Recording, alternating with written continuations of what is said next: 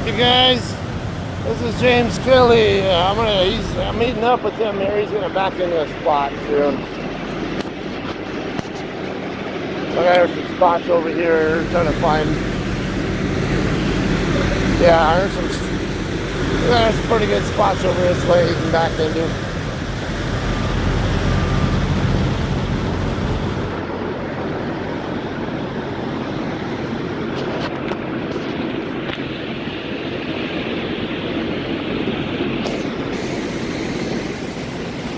Alright, James Kelley, how he's doing with his backing setups. Yeah, it's gonna be a little tall. Let's see if which one he's gonna go for.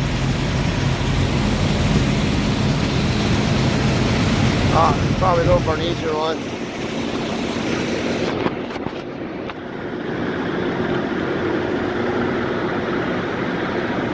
Yeah, okay, he's gonna go for one easier. Can't say I blame him. Now be careful about trying to force it straight back. Okay, it's going to need to go a little further forward to set up. There you go, that's good. Now all that extra rolling forward is complete waste. Complete wasted move there. It's all right. He's newer to driving. Now I would steer straight. You don't need to help the trailer. Let it do its own turning. Go straight back. The trailer will pick up its own rotation as you come back. Don't try to chase it down too early. Now, I'm saying this kind of stuff to help give James constructive info as well. Because any of these kind of little details can help out. That's good so far.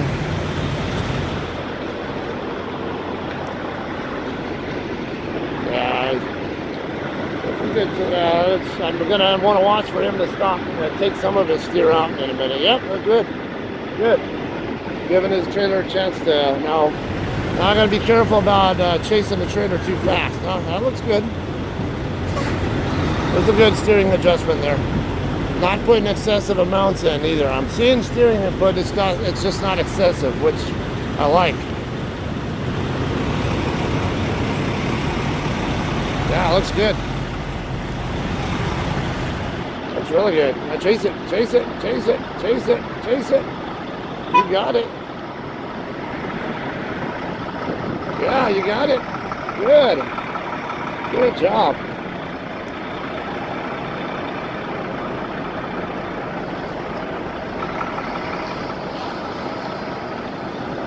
Nice job overall. Okay, yeah, now he's trying to get the tandems a little bit more over to the side. He's going to run out of room, so now it's just... trailer's already in the spot. Just focus on getting the tractor in the middle of the spot and good.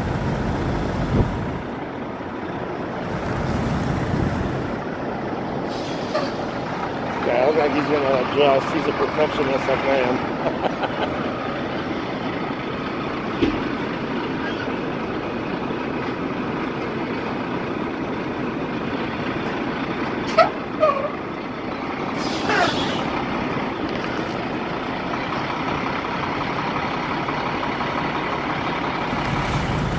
It's good though. It's always good to make sure you're in a good spot where you're least likely to get hit by somebody.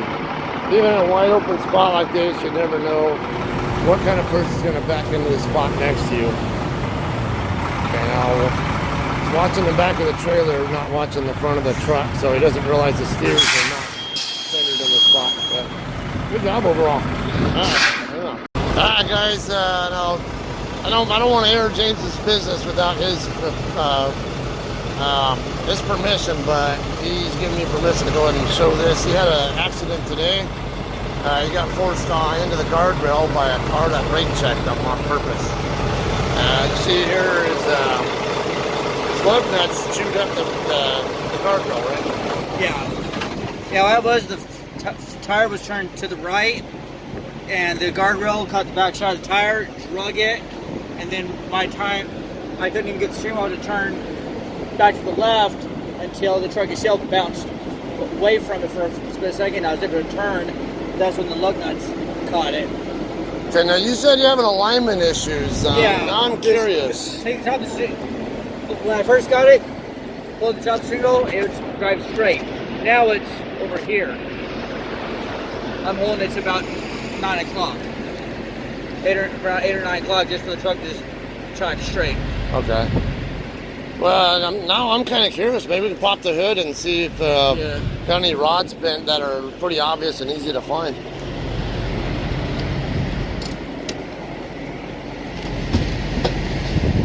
This was already like that, or? Yeah. Oh, okay. Yeah, James just got just finished upgrading out of office trainer's truck the other day. Yeah. And today was your first day back on the road after coming back up with your own truck? Okay. Yeah. According to what I've been told, I may have bent the tie rod. That's what I would normally look at. Like, oh, it's in the back. It's not the most easy to look at here with the way it you're. looks straight. My rod looks fucking straight.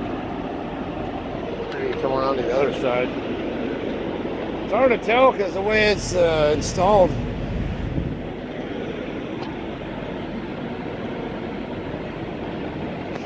Yeah, I don't see any apparent evident damage to the steering. Okay, your Pitman arm, that's normally facing straight up and down when you're parked, I think. Because that can be a factor there. And then, yeah, the knuckle here, the arm is coming back. I can't really see though. It looks like it's turned. Oh, yeah, this might be it right here. Unless that's supposed to be bent like that. No, I think it's supposed to be straight. Let me turn the wheel to where it's supposed to be. Okay, I'm looking at where it comes over here to this rod here. Yeah. I can see that it bends. Come on over here, take a look. See, come on over here, and I'm going to try to move out of the way. See look at the camera itself. Okay. See that how the rod curves? Yeah. Like an S. I don't know if that's how it's supposed to be, or if I bent the shit out of it when I hit the wall. I don't know anything about Volvos because I've never been in one. Let's take a look at this one.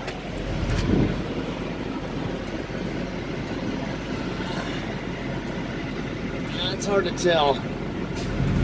Can't really get a good look because the fender flare thing in the way, but it looks like it might have been S-shaped as well. So, but yeah, I would think it's got to be like a knuckle or a rod, something. One of those rods has to have been bent. Yeah, the one thing I think is now drop my trailer and drive the tractor over to the shop, but there's a 3-hour wait. Oh.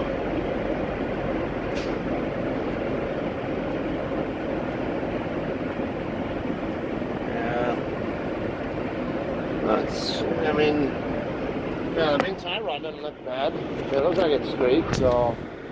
And I would straighten it out, but like you see. Alright, so guys, this is James Kelley. What's up, guys? Now,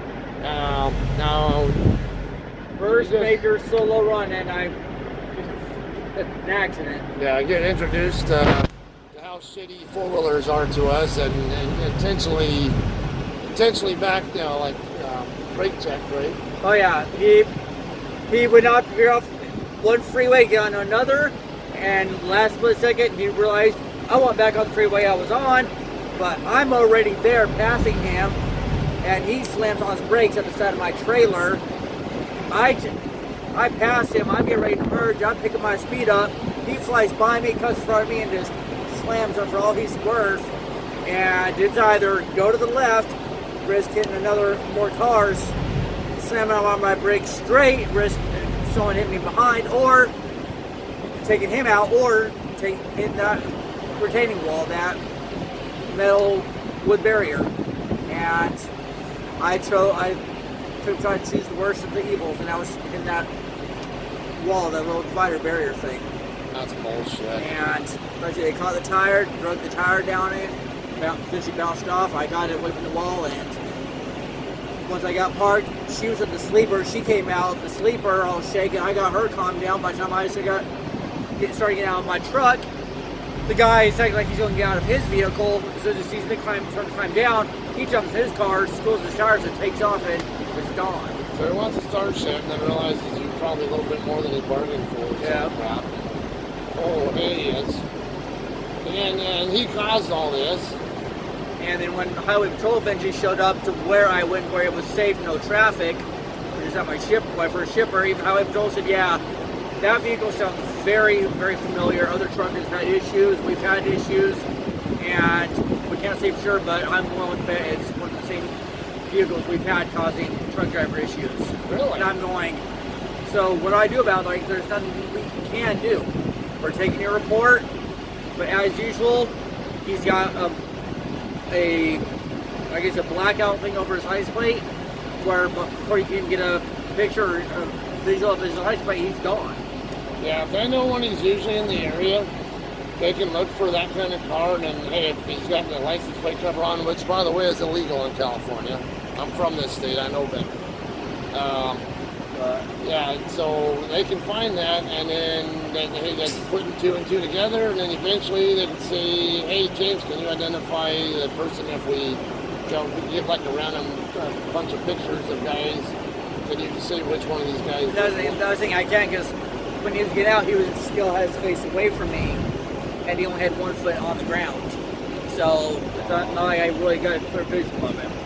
Yeah, well, it's like he looked in his side mirror, and that's when he saw me getting out of my truck, and that's when he decided, nope, I'm gonna get back in my vehicle and I'm gonna take off. Oh. Like he was watching out that side mirror the entire time waiting to see what I was gonna do. And when he realized I wasn't gonna chicken out of it, I was gonna get out of my truck and, find out what the hell was going on. When he realized, okay, I'm out, this guy's not gonna freaking wuss out on me. Okay, now the other option would be if someone else in the area witnessed it and got video of it, which you never know. Yeah, I know there's at least one other person that started pulling over, but they thought better of it, just went back on around me and took off. Okay, now I am looking on your windshield. Yeah, I see you don't have even a company installed I have system. no cameras, no nothing, and my collision avoidance system does not work. They have that disconnected for some reason. And that's a good thing to me. I hate that system. I'll never. I hope to never drive a truck again with that piece of shit. Yeah, but at least with the collision avoidance, maybe I would have had a better chance of, stopping a little quicker than what I did. Maybe it would have went off and helped. Well, what would have helped is them not intentionally getting in front of you and slamming the brakes too. Yeah, for me. Now, I was talking to him earlier. Let me get away from the sun. Now, my scenario, if I were, what I know of his situation, now it would have probably been more damaging, but sorry, you're not going to have a hit and run with me. If you want to brake check me, I'm going to hit you. I'm not going to do it on purpose. I'm going to do whatever I can to avoid it, but I'm not moving my truck out of the lane. If I have to move my truck out of the lane, if you have to swerve and you're slowing down, what's that called? Remember one from CDL school, or no, I don't. I forget about the trainer you had. I know he wasn't for this shit. So. No, he wasn't. Okay. I forget what they called that. Okay, yeah, there's a term for this that they teach in CDL school. We'll refresh you on it. It's called a double momentum shift. My CDL school never mentioned that. They teach it in the academic week in CDL school. Shit, we didn't have much of an academic week. 2 days, about it. 2 days? Yeah, the rest of it was out on the backing course and the road course. What the hell? Okay, this is where things changed. Yeah, this is where things have changed, because I went to the Fontana CDL school for Sear England. I spent an entire week in their academic course, and then the next week was basically backing practices in the yard and pre-trips, and then the last week we were actually going out on the road and like learning how to drive actually out on the road, grade training and all that kind of stuff. But so yeah, I mean, not to mention I did not get my permit until I was already in CDL school. That was part of week 1 for us. But yeah, when I went, they had a bunch of videos and training material they had us watching and learning and reading whatever. And double momentum shift is one of them that they harped on big time. And what a double momentum shift is, a lot of people don't know this. This applies to cars too, but it's especially a problem for trucks. Double momentum shift is when you slow down or speed up and turn the steering wheel to change directions at the same time. That's when you're in, especially on a wet or icy road. That's a great way to jackknife your truck, lose control. Or in a situation like yours, there's always also a possibility you go to swerve and slow down at the same time, and then next thing you know, you're flipping over onto your side. Cars more likely to spin out until they decide to flip over, if they do. Yeah. So. No, what I did was, as he brake checked, I hit the brakes, and then I looked at my mirrors the whole time as I'm hitting those brakes, and I just spun the wheel, kept spinning the wheel to the right, and just hit that guardrail. Because I was thinking, okay, do I have any other way out of this? Do I have any other way out of being involved in a major accident? You know, that all those thoughts go through your head that split second. I'm like, the only thing I look at is hit the guardrail. You take out the guardrail, and the truck locks on the guardrail. At least it's only your truck. It's not anybody else's vehicle, and no one else gets injured, killed. Which, I mean, it's not a bad way to think at all. You're thinking in terms of the public safety. Even if you did rear end him, what's the possibility he would go spinning out into someone else's lane and have someone else involved, and you never know, it could be a pileup. So it's not a bad way to think, but you also transfer the risk of fault from him to you by doing it. So it's a catch-22 situation, unfortunately for us. Well, when Highway Patrol showed up, there was actually a Highway Patrol and a DOT in the passenger seat. Neither one sided me. Both said, you know what, you're good. We're not going to cite you. We're not even going to mention this in your records. It's not your fault. Everything you've explained to us, what we've seen on the truck, shows us you did what was in the best interest of the public and yourself. Okay, now speaking of that, it's something else I can talk about here with when it comes to accidents. What is reportable and what is not reportable? And then it's a matter of what is reportable to the company and then what is reportable to DOT. Okay, that's company reportable because it did some damage to the equipment. It needs to get reported. But is it DOT reportable? The answer in this case is no. The reason actually they said because it did happen on a freeway, it was considered DOT reportable, but it's not going to go on my permanent CDL driver's record because it was non-fault accident. Yeah, well the other thing too, it won't show up on the, it shouldn't show up in the DOT data for Western Express. And the reason why is because they only count accidents that involve fatalities, injuries, or require a tow. And since none of those apply, I don't think it's going to show up on that. So that's something good for you guys too. And there's like an SMS website. FMCSA has a page called SMS that actually shows all the different reported accidents within the last 2 years. It'll show your license plate number in that list. It won't show your truck number, it'll show the license plate number. And it won't give details, but it'll give the location, like what state, what county, what highway, all that kind of stuff, weather conditions, what kind of roads, and all that kind of crap. So, anyways, you need to go check in over Well, there. first I got to call the breakdown department gentleman and let know I'm here. Because as far as he knows, I'm actually limping down the shoulder. That's what he told me. Don't drive it on even in the slow lane. Get on the shoulder, just limp it at 5 miles an hour down the shoulder. So first he knows that's what I did. But I wanted to get here. I said slow lane, stay below 50 miles an hour. So if I had to something happen, I had to stop quick. I had an easy stop. Okay, well, I'm going to let him do what he's got to do so he can take care of his business. And go offline here. We'll get this posted too. I do have another video that I already recorded. Just got to review it, and I'll have that posted as well. That one should be up before this one, though. All right. So thanks for watching. I'm sure good job by James again on the backing. Like I say, a couple little things to work on, but not every backing's perfect. Even me. Doesn't matter how good I am at backing. I still have things I do wrong, like the one I did this morning. Wasn't perfect, so I'm not going to sit here and say that, yeah, you should have done this, Well, actually I can, but it doesn't necessarily mean that he did a bad job. He did a good job overall, so. All right, guys, anyway, that's all I have, and we'll see you guys later.